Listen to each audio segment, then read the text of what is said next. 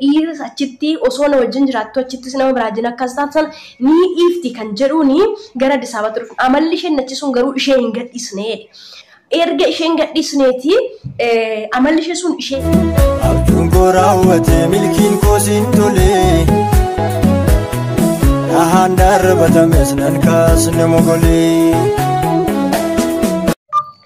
Yoya shamar kafuni ordoftonni Saaroon Entertainment biyya keessaa fi biyya alaa nageenyi koo kan jaalalaa fi kabajaa isiniif baay'atu jecha ammas isiniif deebi'ee dhufeetii kan hin jiru jechuudha. Isa dursa garuu like subscribe share gochuu hin dagatinaa yaadas ta'e komee yoo qabaattan immoo na barreessaan isiniin jechuu barbaada. Viidiyoon irra qabadhee isiniif dhufe jechuudha. Keessattuu shamarranis ta'e dhiironni warri fuutanis ta'e warri ganaa hin fuudhin warri heerumtanis ta'e warri ganaa hin heerumniini lamaan keessan ni ilaallata jechuudha. Barumsa guddaa isiniif ta'a. Sababni ani kana isiniif jedheef immoo jechuudha. Yoo nuti viidiyoo kanarraa waa hin baran waa hin hubanne jechuudha. Salphinni keenya fagoo hin jiru jechuudha. Numatu boolla afaan boollarra naanna'aati jirra jechuudha. Wanta isiniif qabadhee dhufe jechuudha. Viidiyoo afaan Amaariffaatiin hojjetametu jira jechuudha.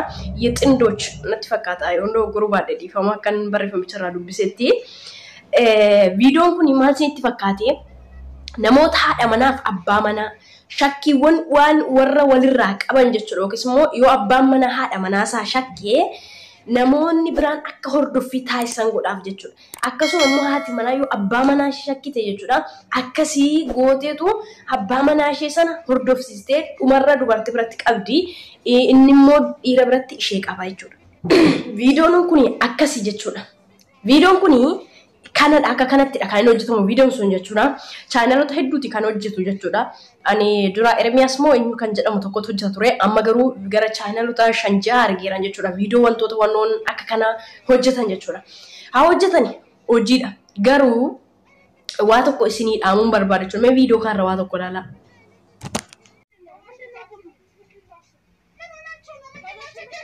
አንድ ጊዜ ባካችሁ እንትን ጠርተናል የሚረዱ ሰዎች አጋዦች ስለጠራን ባካችሁ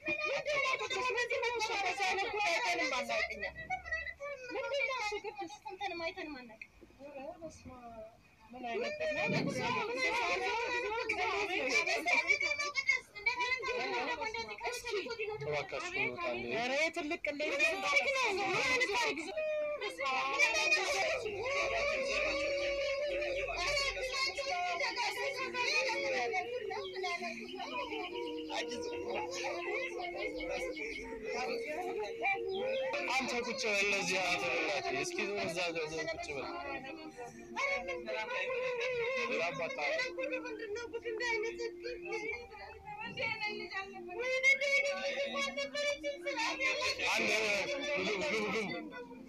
መጥቷል ልጅ ani video kana xiqqishuudha jechuudha. Videoon suni kutaa-kutaatiin kan inni gadhiifame jechuudha.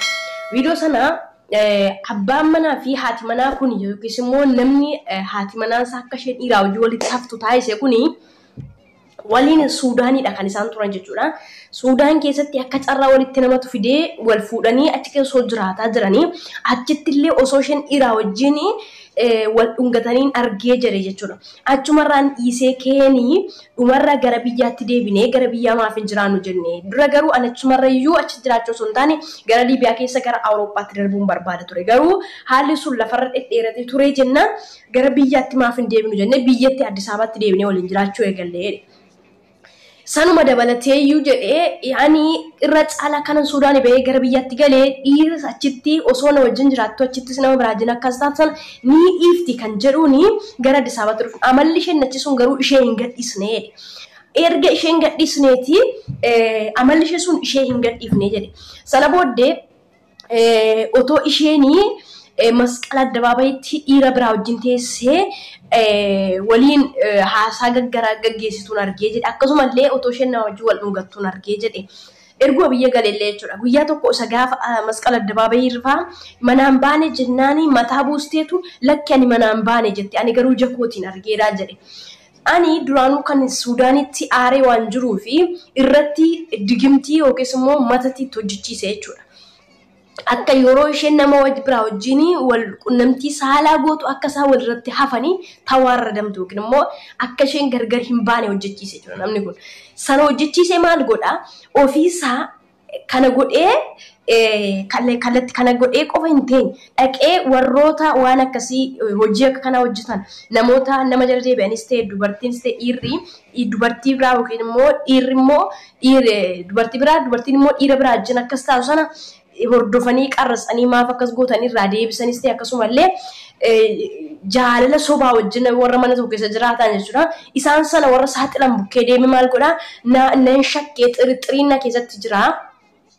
Kanaaf iyyuu akkasiin haadha manaa kun hordoftanii jedheen jechuudha. Geessee kaameraa dhokataa mana keessatti hojjechiisee hordofanii viidiyoon sun dheeraadha. Yoo xinnaate gara sa'a tokkotti siqa jechuudha. Kutaa kutaadhaan gadhiisan isaanii jechuudha.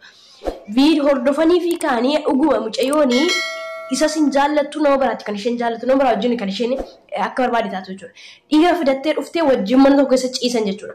Wajjin gaafa mana tokko keessa ciisanii akkuma kamittu jechuudha. Safuun laaltan jedhina wal qunnamtii saala gaafa isaan gaggeessan jechuudha.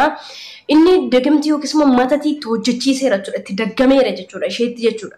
Akka isheen isa malee dhiira biraa yoo ciiste walitti haftu taasiseeti jira jechuudha. Sana biraan immoo kaameraa fidee galchiisee jira jechuudha. Ijoolleen hordofaa jiru jechuudha. Namoonni waan akka kana hojjetan jechuudha. Sana booddee kunoo itti dhuguma eeyyesii qabneedhaan gaafatti banii jarri gargar bahuu jiran. Warri kaameraa immoo kana hin beekani. Bakka akkasuma waan waaqayyo walitti hambisiisaa itti fakkaate jechuudha. Dhumarra maal jedhaanii kolfee gammadee bakka inni amma isheen tawaarradamuu isheeti waan ta'eef jechuudha. Naatu Suudaanittan digimtii hojjechiise akka isheen ana mal dhiira biraa wajjin hin ciisne. Kanaaf isaan gargar hin ba'anii jedhe jechuudha. Achumarratti lola guddaan bu'ee jechuudha. Maal godhe nama itti waamsisee jechuudha.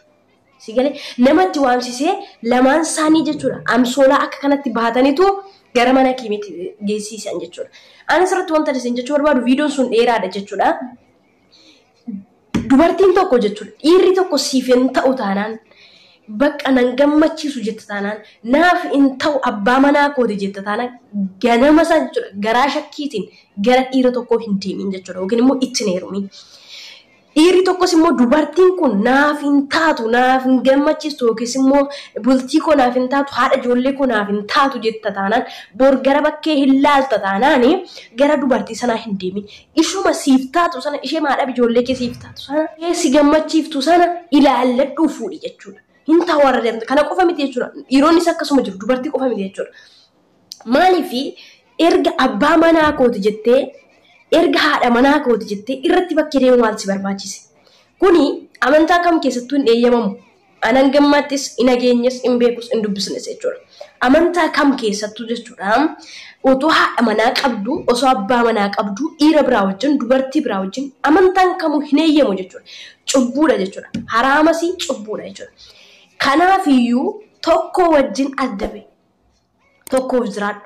Simbaas taanaan immoo ati naaf hin taatu jedhi malee jireenya sobaatiin jaalala sobaatiin tokko garaa qulqulluutiin jaallatee tokko immoo sobee fakkeessee itti bara dabarfatu yeroo dabarfachuudhaaf godha yoo ta'e kun cubbuu guddaadha jechuudha.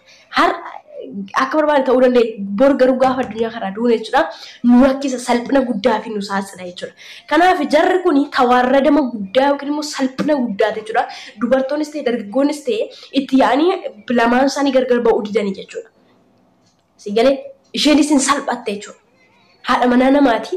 Hiriyyaallee osoo ta'e bakka dhiisuu danda'a. Badaangas mara oduun barbaachisu yookiis immoo salphina badaanga kana miti jechuudha. Dhiisuu dandeessa hiriyyaa. Kun garuu abbaa manaa fi haadha manaa ta'anii dhiirri biraa dhufee mana tokkotti haadha manaa kee wajjin argame. Haati manaa kee immoo dhiira biraa wajjin yoo argamte salphina guddaa jechuudha. Akka kanatti salphisee jechuudha abbaan manaa ishee jechuudha. Sana biraan immoo kan isuma digimtii qofa miti. Otooma akka kana yeroo hundumaa gootu otoo waaqee wal sinambisees immoo salphina kun jechuudha. Kanaafiyyuu amanamummaan gaa'ila keessatti amanamummaan jiruuf jireenya keessatti erga bultoo dhattee seenteetii si barbaachisa. Siif hin ta'u taanaan bultoon sun immoo qaxxi gootee karaa isaa deemsa addaan dhiisuu qabda.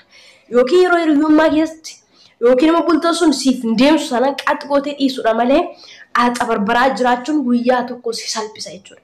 Har'ayyuu taanaan namoonni waan kana laalanii jechuudha yookiis immoo dhaloonni amma iyyuu taanaan ana eenyutu na arga jechuun namoonni wantoota kana godhan salphinni isaanii dhiyoodha fagoo hin jiru jechuudha. Afaan boollarra naanna'aa jiru jechuudha. Boolla keessa silitu jechuudha. Kanaaf iyyuu of eeggachuun barbaachisaadha. Faashinii ta'e wanta akka kana amma hedduminaan baay'atee waan jiruuf jechuudha. Kana qofa miti chaanaal isaarra kan jiru dhiirrillee akkuma kana yeroo itti waan akka kanaa godhee haadha manaa wajjin wal dhabaa jiru. Akkasumallee abbaa manaa fi haati manaa wal dhabaati kan isaan jiranii jireenya sobaa warra waliin jiraatan heddummaan isaanii akkasitti wal saaxilaati kan isaan jiran jechuudha. Kana manna andhaamsi koo dursa wal ilaalladhaa. Naaf taati jedhaa, naaf ta'a jedhaa, amanaa itti galaa, gaa'ela keessaniif amanamaa waliin jiraadhaa. 10 senteefis akkasuma haadha manaa 10 bira geesseefis dhiira 10 bira geesseefis wanti siif dabalamu wanti ol sii dabalamu tokko hin jiru wanti gasiif hir'a tokkollee hin jiru jechuudha. Garuu kan sii dabalamu tokko jira. Maal sitti fakkaate? Cubbuu fi badiisatu siif dabalama. Kanarraa immoo fagaachuudha jechuudha. Amantaan kamiyyuu immoo ni dhorka jechuudha. Kanaaf salphina akka kanaa irraa fagaadhaa isinii jechuu barbaada. Viidiyoon sun hedduudha kan nama saalfachiisu yookiis immoo nama qaaneffachiisu. Egaa bara keenya jechuudha macarrashaa irra waan jiruuf fakkaata dhaloonni akka horii yookiin immoo fardaaf gaangoo kan inni jiraachaa jiru isinii jechuu barbaada. Hanga ammatti kan isin wajjin ture ana Saaroon Entertainmentii irraa gaa'ela keessaniif bultoo keessaniif amanummaa godhaadhaa. Hin ta'u taanaan immoo gaa'ela sana achitti dhiisaa. Hiriyaa qabdan sana achitti dhiisaa malee yeroodhaaf fakkeessaadhaafis ta'ee jireenya sobaa wal duukaa jiraachuun akkasumallee tokko cabsa tokko jiraachuun faayidaa tokkollee akka hin qabne akka isin salphisu akka isin qaanessu